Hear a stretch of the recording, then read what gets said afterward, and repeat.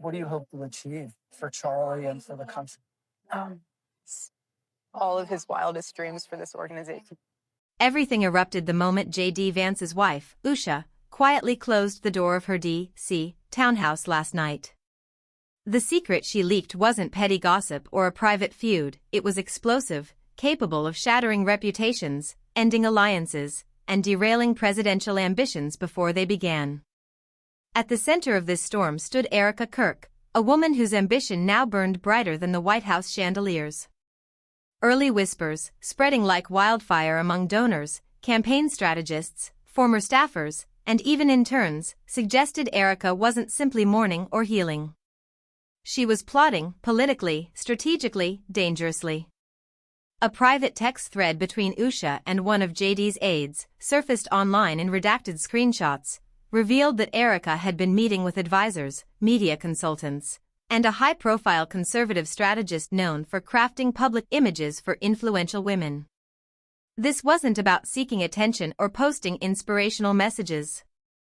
This was about power, positioning, and influence. Erika, once standing beside Charlie Kirk, appeared ready to extend her reach far beyond the influencer world. Rumors hinted she wasn't just rebuilding her life, she was eyeing a platform that could ultimately place her at the gates of the White House. What shocked Usha most wasn't Erika's ambition, it was who she was working with, who she aimed to manipulate, and what she whispered about JD Vance to a donor behind closed doors. The tension between Erika and Usha didn't start last night. They had never been friends, only rivals in a silent, calculated game.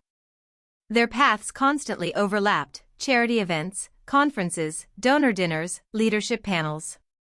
Usha was educated and elegant, Erika was charismatic and media-savvy.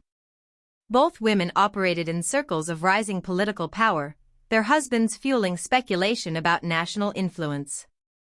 After Charlie Kirk's death, Erika didn't retreat. She became more visible, attending high-profile events, reconnecting with donors, meeting with women's leadership organizers, and seeking guidance from Rebecca Aldrin, a strategist renowned for turning political wives into public icons. Usha noticed Erika's presence at exclusive dinners and private meetings, realizing that Erika wasn't just rebuilding, she was calculating, positioning herself for something bigger.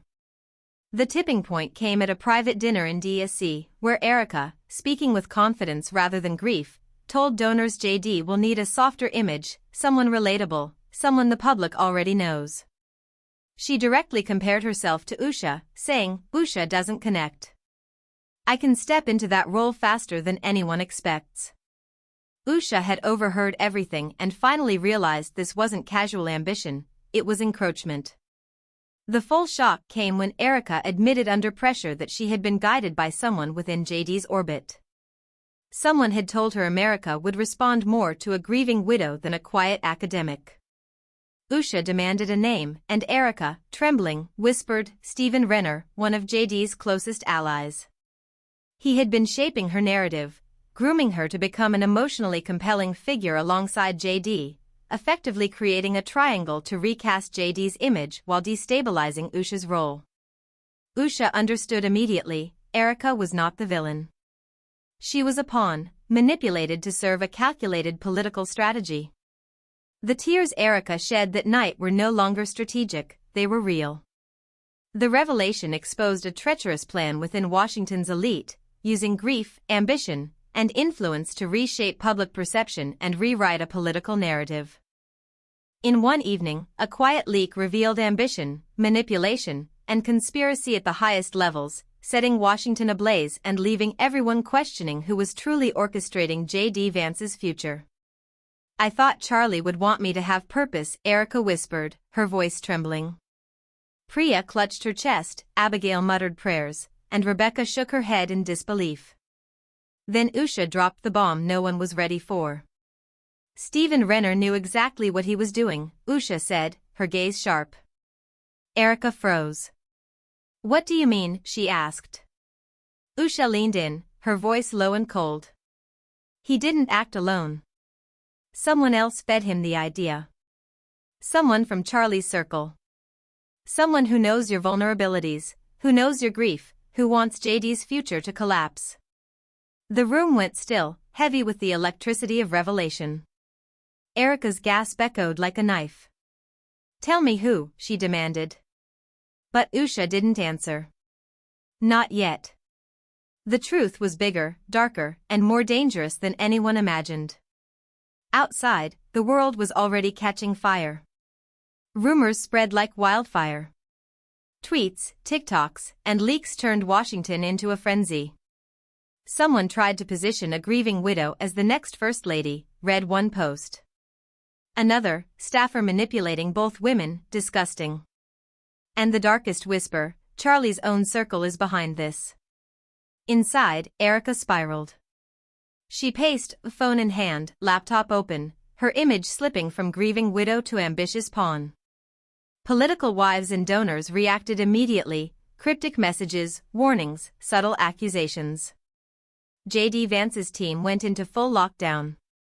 Phones were confiscated, private rooms secured, and staff instructed to say nothing. Rumors circulated that Stephen Renner vanished for hours after JD confronted him, smirking as if he understood a strategy JD didn't. The truth, Usha realized, was chilling. Stephen wasn't the mastermind. He was following instructions, someone else was orchestrating the chaos from the shadows. That person was Charlie's oldest, most trusted mentor. A man who shaped Charlie's worldview, who resented JD's rapid rise, and who saw Erika as the perfect bridge to reclaim influence. He had the access, the knowledge, and the control to manipulate a grieving widow into destabilizing JD's orbit, turning personal tragedy into political leverage. As Usha revealed the final piece, the room went silent. The mentor wasn't seeking fame or fortune, he sought dominance. Control over the movement Charlie had built. Control over Erika, over JD, over the narrative. Usha's hands shook as she finished, "He wants to replace you." Silence fell like a blade. And the most terrifying part? He wasn't done. Somewhere in Washington, he was already planning his next move, already manipulating new players, already crafting the next narrative. Outside, the chaos continued. Twitter threads theorized about Erika's manipulation, Stephen Renner's role, and the mentor's motives. TikTok creators created exposés, reporters debated strategy, and political consultants scrambled to contain the fallout. The world had already decided, this wasn't ambition or grief anymore. This was a calculated power coup, unfolding in real time. Meanwhile, Erika's tears were no longer strategic. She realized she had been used, a pawn in a game far larger than she ever imagined. And Usha, though shaken, remained calm, aware that revealing the mastermind's identity would ignite a storm the nation wasn't ready to handle. This was more than betrayal. More than ambition. It was manipulation, conspiracy, and political warfare, all unfolding around JD, Usha, and Erika. And one truth remained, the story was far from over. Washington would never look the same again, and the next leak, the next move, would change everything. The question now lingered in every corner of the Capitol, was Erika a victim, or a willing participant in a narrative fed to her? Was Stephen Renner the architect or the pawn? And what dark purpose drove Charlie's mentor to shape her into a First Lady-type figure? The answers were coming, and when they did, no one would be untouched.